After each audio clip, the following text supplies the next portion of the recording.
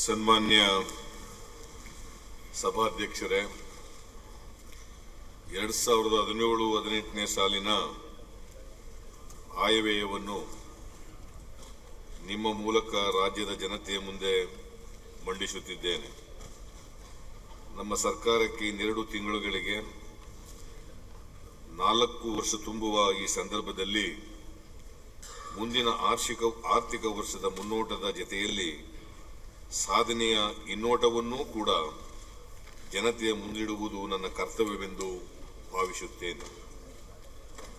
ನಮ್ಮದು ಸರ್ವರನ್ನೂ ಒಳಗೊಂಡ ಮಾನವೀಯ ಮುಖವುಳ್ಳ ಸರ್ವೋದಯದ ಅಭಿವೃದ್ಧಿ ಮಾದರಿ.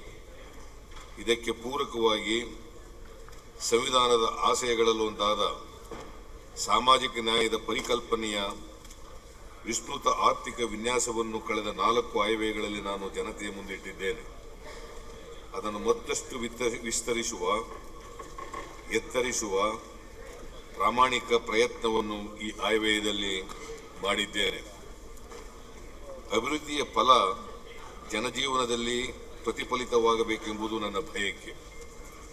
ಇದೇ ನಮ್ಮ ಸರ್ಕಾರದ ಸಾಧನೆಯ ನಿಜವಾದ ಮಾನದಂಡವೆಂದು ನಾನು ನಂಬಿದ್ದೇನೆ. ಜನಾಭಿಪ್ರಾಯಕ್ಕೆ ನಮ್ಮದು ಸದಾ ತೆರೆದ ಮನಸ್ಸು. ಯೋಜನೆಗಳ ಫಲಾನುಭವಿಗಳ ಜತೆ ಜನಮನ ಕಾರ್ಯಕ್ರಮವೇ ಇದಕ್ಕೆ ಸಾಕ್ಷಿ. ಅಲ್ಲಿ ವ್ಯಕ್ತವಾದ ಜನಾಭಿಪ್ರಾಯವನ್ನು ಗೌರವಿಸಿ ಯೋಜನೆಗಳನ್ನು ಮಾರ್ಪಾಡು ಮಾಡಿ ಇನ್ನಷ್ಟು ಜನೋಪಯೋಗಿ ಮಾಡಿದ್ದೇವೆ. ರಾಮರಾಜ್ಯ ಎನ್ನುವುದು ಹಸಿವು ಮುಕ್ತ, ಶೋಷಣೆ ಮುಕ್ತ, ಗಾಢ ಸಾಮರಸ್ಯದ ಸರ್ವಾಂಗೀಣ ಪ್ರಗತಿಯನ್ನು ಪ್ರತಿನಿಧಿಸುವ ಒಂದು ಪರಿಕಲ್ಪನೆ.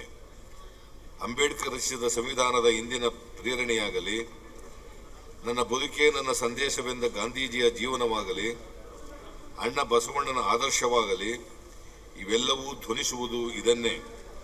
ಹಾಗಾಗಿ ಸಾಮಾಜಿಕ ನ್ಯಾಯದ ಪರಿಕಲ್ಪನೆಯನ್ನು ವಿರೋಧಿಸುವವರು ರಾಮರಾಜ್ಯವನ್ನು ನಿರ್ಮಿಸಲು ಸಾಧ್ಯವಿಲ್ಲ ಎನ್ನುವುದು ನನ್ನ ಭಾವನೆ.